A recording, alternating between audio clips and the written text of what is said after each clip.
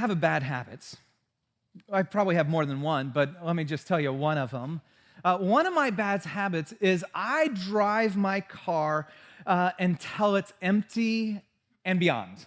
Anybody else do that? Yes, yes. Thank you, fellow brothers and sisters right there. My wife hates this. It stresses her out. It's like, but there's just something in me, and I don't know.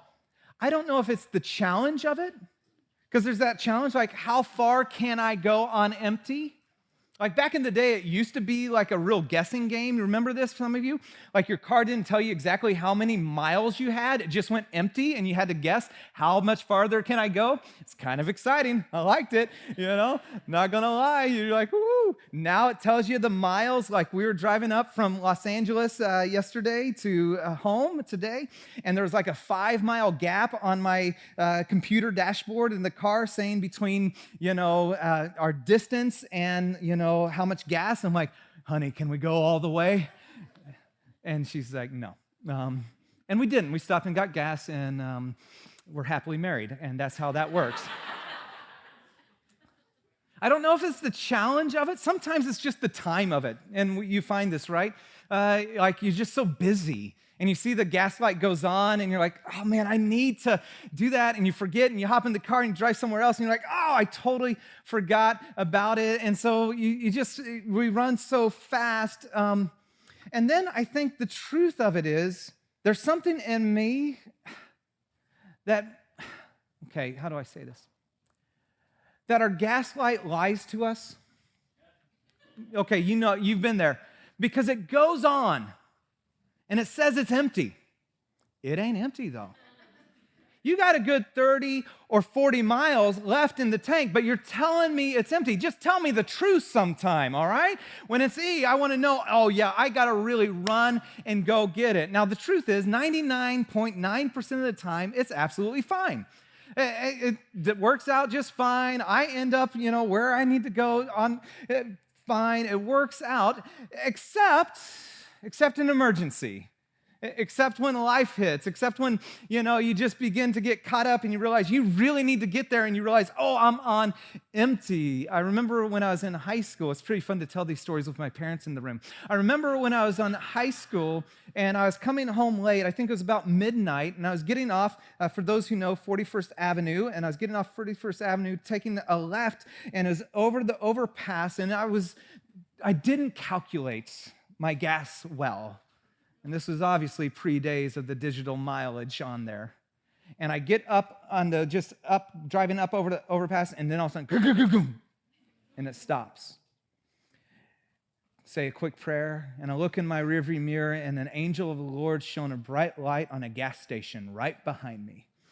No, it was just the gas station light. It was them, but it felt angelic in that moment. And no lie, I did this. It was a stick shift. I pop it out, and I just coasted backwards all the way in, made it all the way in, and pumped gas that way. Now, the reality is for much of this, it hasn't impacted anybody else until my daughter started driving.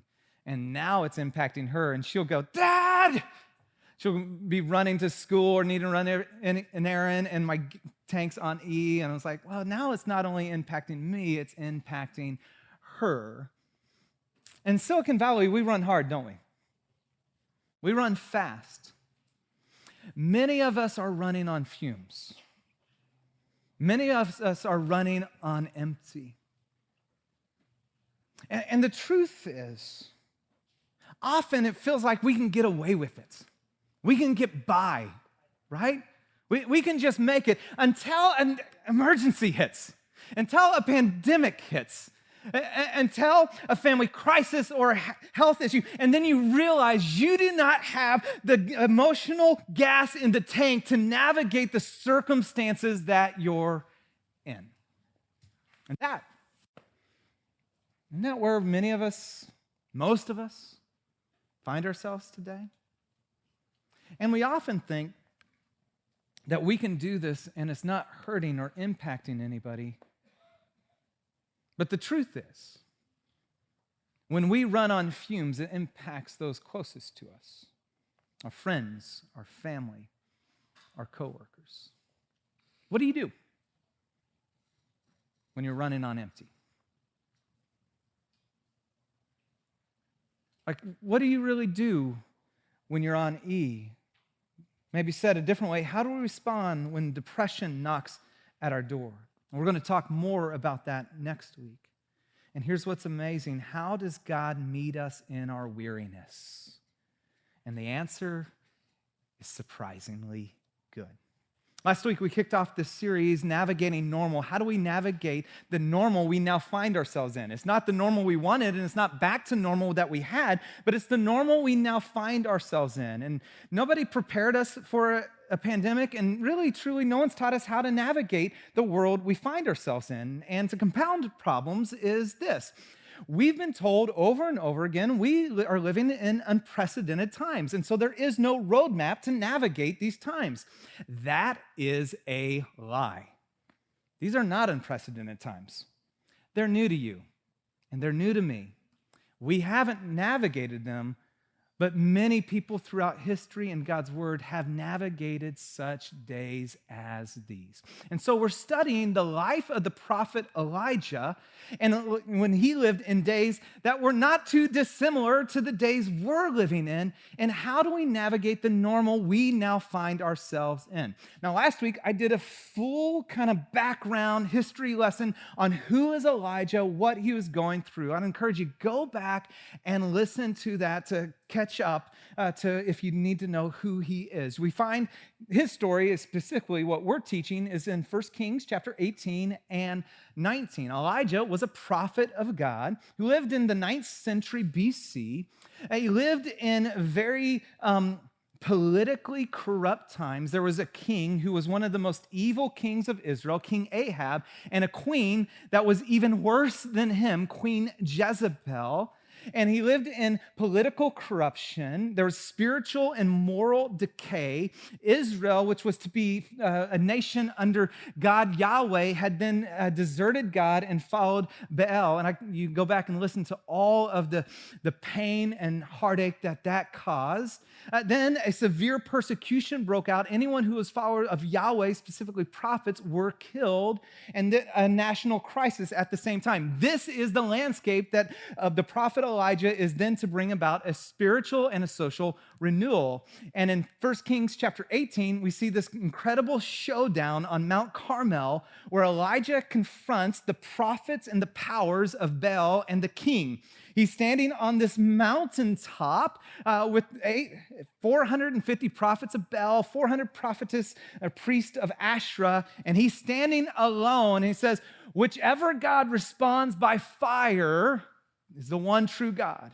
And there's this incredible showdown. I encourage you to go listen to it. And eventually, when Elijah prays to his God, Yahweh, responds by fire.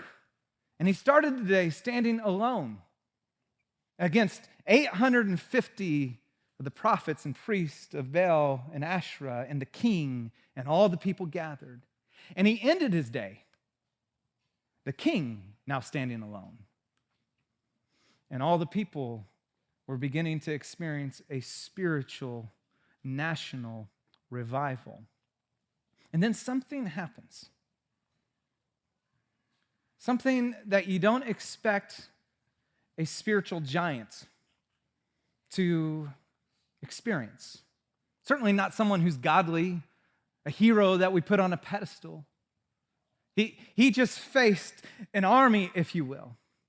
And then the Queen Jezebel, threatens his life, and the text says, and Elijah was afraid and ran for his life. And this is where we pick up the story, and this is where we discover what do we do when we're running on empty. If you have your Bible, would you open to 1 Kings chapter 19, verse 3. Elijah was afraid and ran for his life.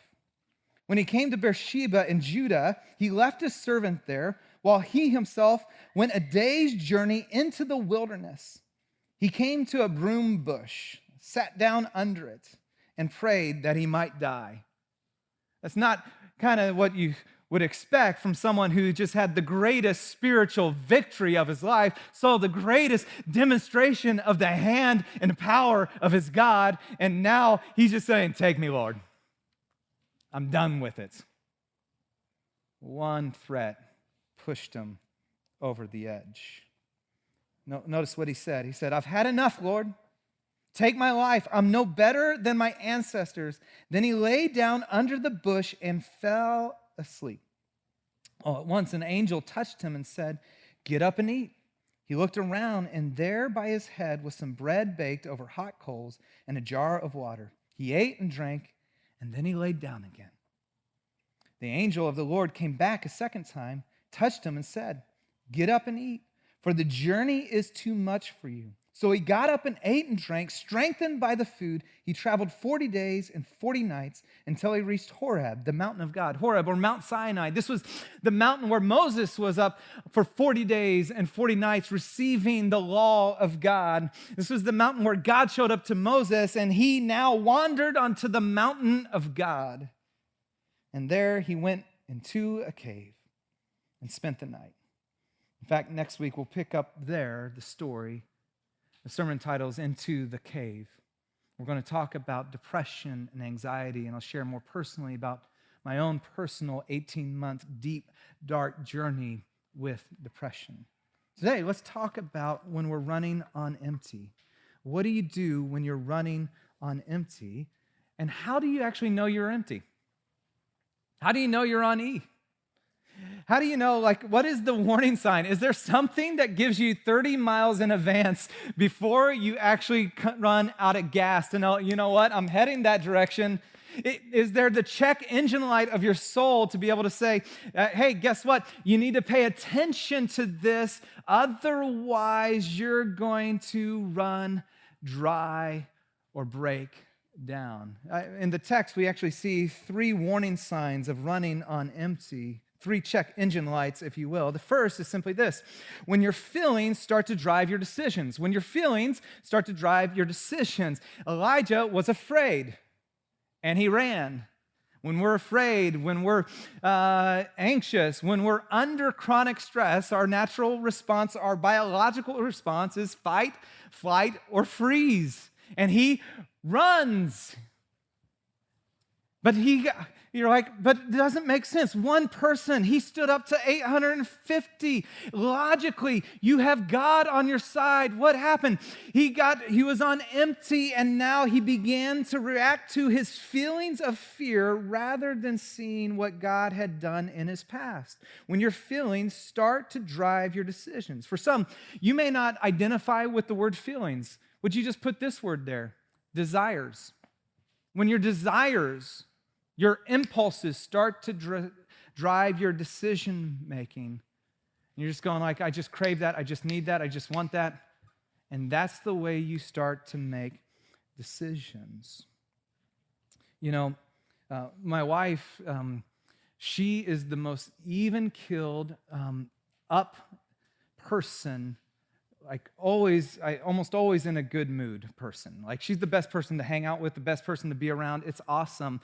I'm this person, right? So I'm kind of moody, broody, but it also means, I know, it also means I really know how I feel. Because I journal and I write out my feelings, and probably too much so, let's be honest. I can come up a little bit. But her personality, she's not even just kind of aware how she feels. Sometimes it isn't until some physical ailments, like from stress or stuff comes up. It's like, no, I think I'm stressed. I'm like, I always know I'm stressed. Oh.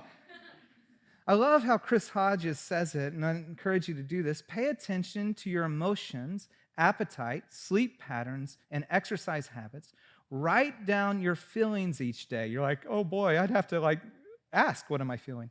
Describe as honestly as possible what's going on inside you. Begin to become aware. See, there's this idea in psychology of cognitive distortions, that when we're under stress, we begin to have these distortions. One of them is emotional. It's, I feel, therefore it must be true. You ever been there? I feel this, therefore it must be true. And so your feelings begin to determine reality. Feelings are a great indicator of how you're doing. They're a terrible indicator of what's real and true around you. And we begin to make decisions based on our feelings. Dr. Amy Cuddy said it this way, trying to help explain what everybody else we're all going through. She called it the pandemic flux syndrome. If you're feeling anxious, depressed, unsettled, like you need to make a major life decision or move, you're probably experiencing the pandemic flux syndrome, where your feelings are driving your decisions there. It's our desire to regain control in some way, and so make some major decision to feel like we're in control when we're feeling completely out of control. First warning sign. Warning sign, feelings or desires drive your decisions. Second one is when you retreat from community into isolation. When you retreat from community into isolation. And the last 18 months had us move and socially distance, and we naturally were isolated, and it was violating to our soul in so many ways. And there's times where we needed it, but we also needed to lean into connections, whether it was online or in person. Notice that he left his servant, went a day's journey into the wilderness. Many commentators believe he just was giving up on ministry. Like when the leader of a revival saw revival start to break out, he got so discouraged, so depressed, he just ran away. It was too much for him. And began to isolate. Isolation and solitude are two different things. Solitude reconnects us to God. It's one of his gifts. Isolation disconnects us from God and others. Isolation depletes the soul, whereas solitude actually is a gift of God that recharges the soul. Isolation is a tool in the hand of the enemy to keep you stuck where you're at. One writer said it this way: solitude is chosen separation for refining of your soul. Isolation is what you crave when you neglect the first. When you retreat from community, when you push yourself away from friends and you step into isolation away, that's a warning sign. Have you pushed significant or key people away? Third warning sign rather, is when you lose perspective, passion, and purpose. Notice Elijah, he prayed, I might die. I've had enough. Any of you prayed that prayer? I've had enough. I'm tired. I'm done. Take my life. And then he compares, right? This is what we do when we lose perspective and our passion. We begin to compare and look around. And Instagram's great for that, because then we just look around at everybody's, filtered lives, and our unfiltered soul is compared to that, and we just feel like failures. And we lose perspective. We lose our passion for what God's called us. We lose sight of our purpose. Well, how do we know we've lost perspective? I was reaching out to one of our psychologists, counselors in our church, getting their expert opinion on this, and one of them sent me the list of cognitive distortions. Let me just read a few of these, because you'll hear Elijah and what he's going through, and chances are you'll be able to identify yourself as well. The all or nothing thinking. You see things in black and white categories. If your performance falls short of perfect, you see yourself as a total failure. It's your perspective loss. Overgeneralization. You see a single negative event as never-ending pattern of defeat. Mental filter. You pick out a single negative detail and dwell on it exclusively so that your vision of all reality becomes darkened, like a drop of ink that discolors the entire beaker of water. You think that happened to Elijah?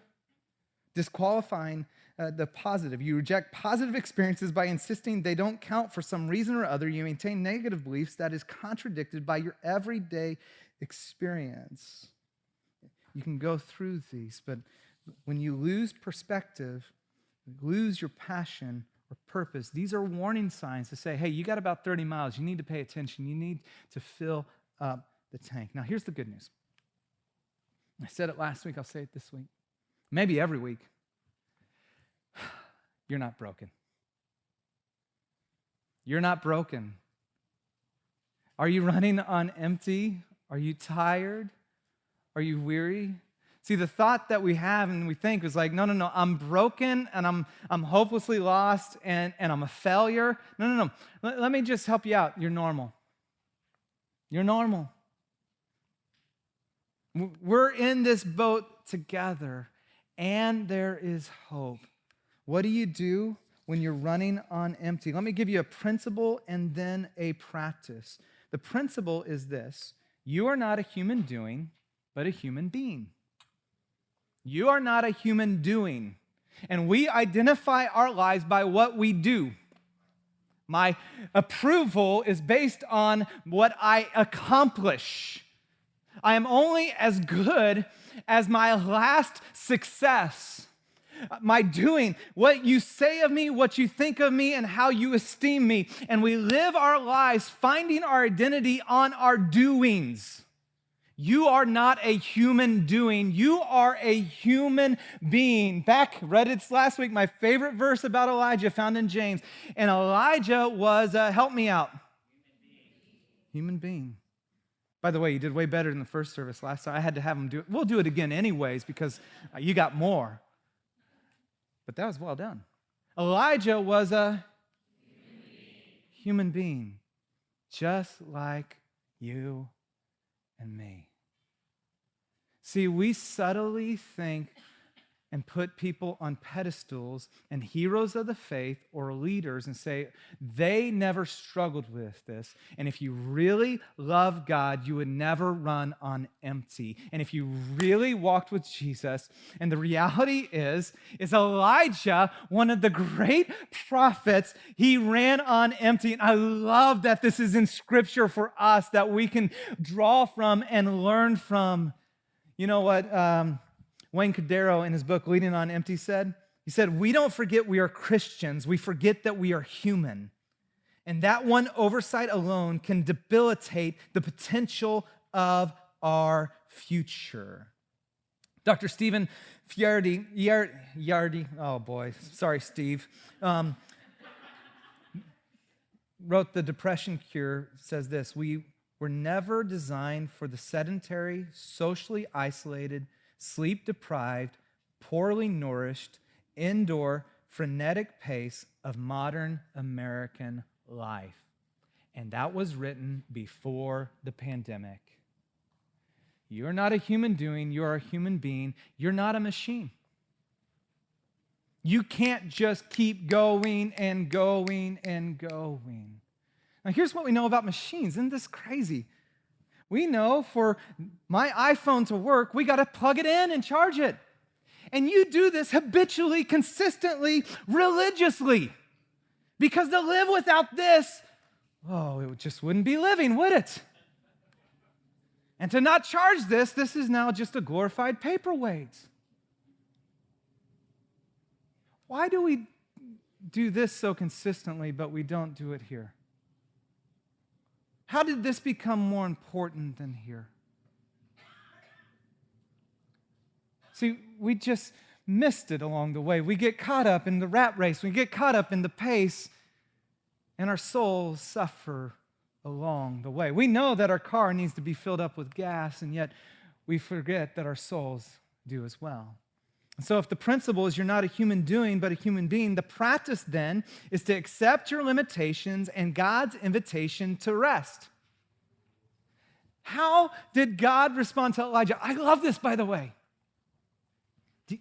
How did he respond? This is so good. He didn't respond with shame. He responded by serving him. Did you know that?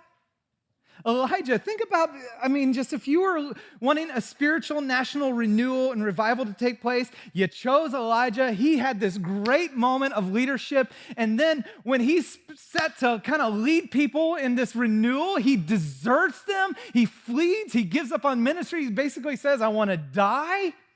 Like, no, man. And God doesn't come to him and go, you screw up. What were you thinking? What's wrong with you? Don't you remember what I had done and how I'd work? How could you fold under that one threat? No, that's not what God does, but that's what we do to ourselves, right? It's the self-talk that keeps many of us captive and breaks us down, living under shame and guilt. God shows up. Instead of shame, he serves. Elijah collapses under this broom tree. It's like anywhere from 6 to 12 foot tall, very slender, just enough shade that you might be able to be covered from the sun. And he sleeps. And God lets him sleep. Because you know what the most spiritual thing for Elijah to do in that moment was to sleep. He needed rest. And then, not a lecture, he gives him some bread. You know, God even got into the bread making thing in the pandemic.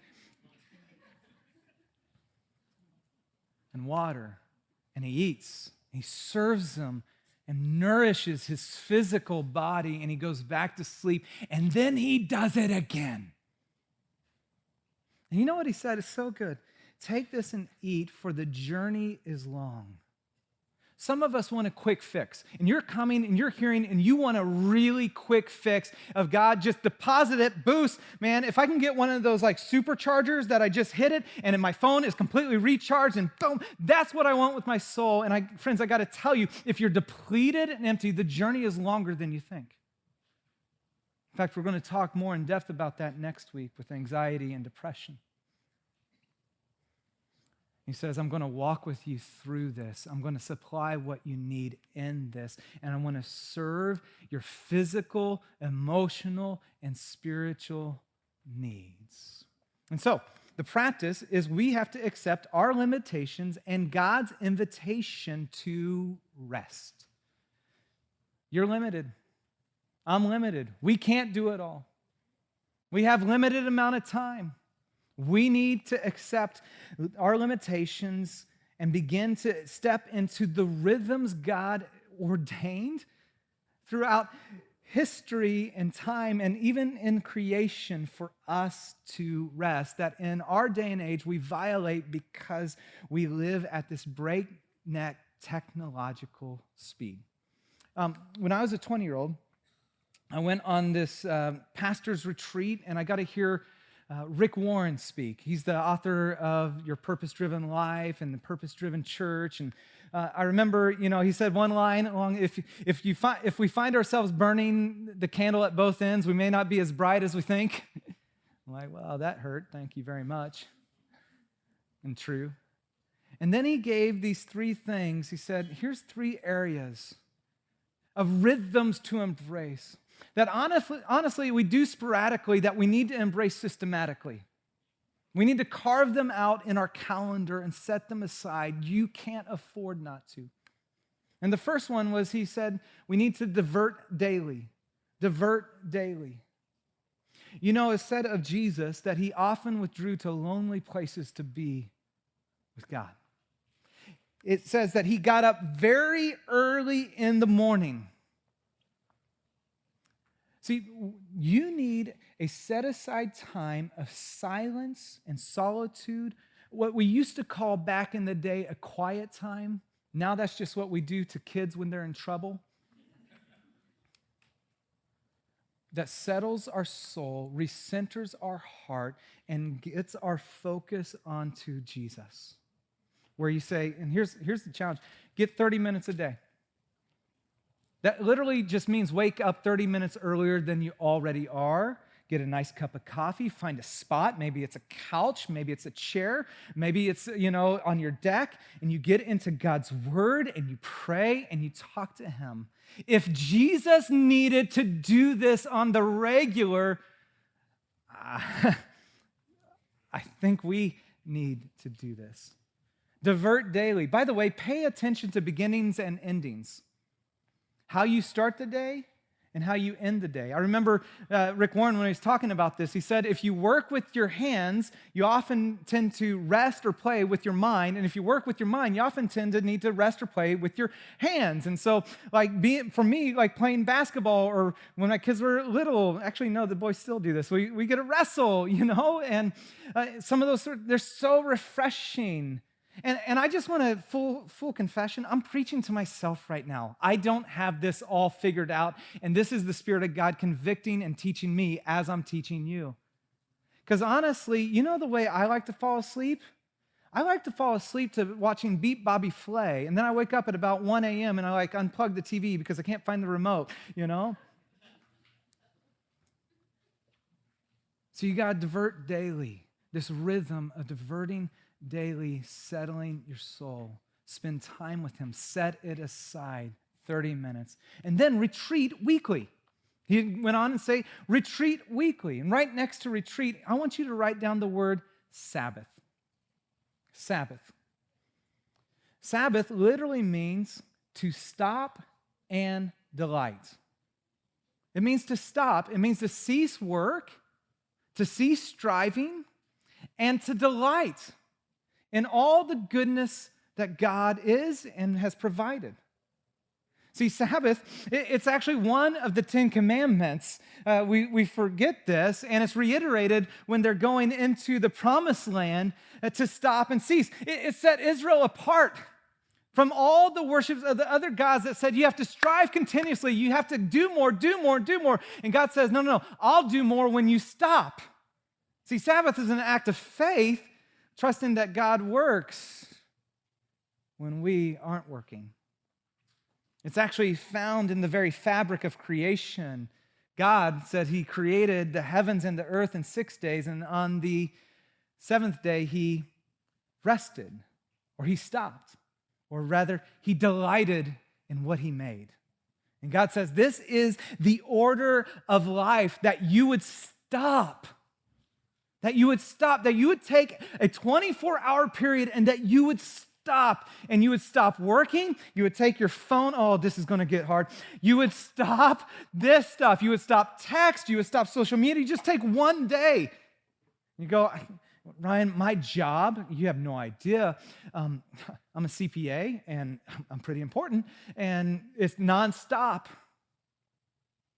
You don't understand the valley. There's tons of studies out there, by the way, when it talks about your effectiveness and productivity. And studies tell us, by the way, that after 50 hours of work in a week, your effectiveness and productivity goes immensely down. And as you work more hours, you actually are working more inefficiently and ineffectively. And if you set aside 50 hours and you stop and rest, you'll be a better worker for your company. You'll be more productive and more alive. And people are going to go, I need more of what you have. But it takes faith to do that. And you delight. You delight in God. You maybe have an extra long time with him. You get out in nature. Sunday's a great day for many of you to do it. It's my work day. I can't do that, but you can do that. Where you come and you get to be in the presence of God with the people of God. You delight in a great meal. If sushi's your thing, have sushi. If it's a steak and potatoes, have steak and potatoes. Open a nice bottle of wine, delight, and tell stories of what God's doing. Delight in nature. See, it's this day of refreshing and renewal, and that rhythm impacts and changes our lives and begins to fill our soul. So he said, divert daily, retreat weekly, and then thirdly, he said, abandon yearly. Where there's a break in your year where you just take off to truly recharge your soul and your heart and your mind. And most of the time, we take trips or vacations to escape our reality, don't we? You know, Israel, it had multiple festivals. These were amazing, by the way. There were multiple festivals that were filled, all centered around who God was, and you had great meals. Some of them were camping, a festival of booths, and other ones were, just different environments, but it all centered around family, the ceasing of work, and celebration. Instead, we used to call vacations. You remember what we used to call vacations? Holidays. Any idea where that word comes from? Holy day. That a vacation is actually a holy day set apart for the refreshment and renewal of God's people. And where you don't vacation from God, you vacation with him. In the presence of God, we said this in last series, is the fullness of joy. He created you for delight. He created those desires in you, and in him they're found in fulfillments. And where you'd abandon yearly, what we do sporadically, we have to embrace systematically. We have to put it on our calendar. Mark it off, block it off. Hey, you know what? I'm not available from Saturday sundown to Sunday, at 5 p.m. I don't know what your time is, but you would just outline it and you would hold it. Trust me, you are going to begin to experience the renewal and replenishing of your soul. This is the way Jesus said it. He said, "Come to me, all who are weary and burdened, and I will give you rest." Did you walk in today weary? Did you walk in burdened? Then he says this, "Take my yoke upon you." The yoke is the picture. Every rabbi had a yoke. It was their teachings. It was their way of life that a disciple was learning to follow and walk in.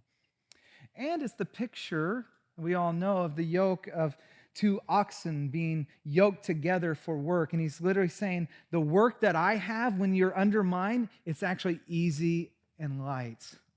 For I'm gentle and humble at heart, and you will find rest for your souls. My yoke is easy. My burden is light. See, rest, renewal, filling your tanks found in Jesus and in the ways of Jesus. I like how John Mark Comer said it in his book, The Ruthless Elimination of Hurry. He said it this way: if you want the life of Jesus, you have to adopt the lifestyle of Jesus. He often withdrew to lonely places. Sabbath was part of his rhythm. The festivals. In this moment, would you come to Jesus? Weary and burdened. He is your rest, and his way is restful. I want to give you just a moment. We're going to worship and just kind of give you a few questions to ponder. First one is, are you in a season of life, or are you caught in a cycle? When the pandemic started, it was a season, right? And it quickly became, this isn't a season, this is a cycle. When your kids are small, that's a season. When you're running tirelessly, that your kids have every experience they possibly can, you're caught in a cycle. Is the pace of your life pushing out your peace? Like you're running so hard that whatever you're pursuing worth the price of your peace? A buddy of mine was a part of a startup here, and on the ground floor, one of the first 5 employees, and it just took off. And he came to me and he's telling me his process, and he says, Ryan, my position outgrew my peace. And you know what he did? He demoted himself, invited a guy that he hired to be over his area because it wasn't worth the price tag of his peace and his family and his relationship with Jesus. And for some, there's a promotion that outpromoted your peace. Is your pace pushing out the peace of your life? And then finally, what rhythms? What rhythms do you need to embrace or replace? And full disclosure, that's what I'm wrestling with right now. Those are the things that I realize are in my soul that I'm not preaching to you, I'm preaching to me. And actively wrestling, okay, God, there's rhythms in my life and things that you need to replace And there's new things I need to embrace. What about you? Lord Jesus, I pray for my friends right now as we worship. You would meet them and you would speak to them. The hurriedness of what's next, you would settle to hear your voice, your tender touch, your loving care, and that we would enter your rest in your ways.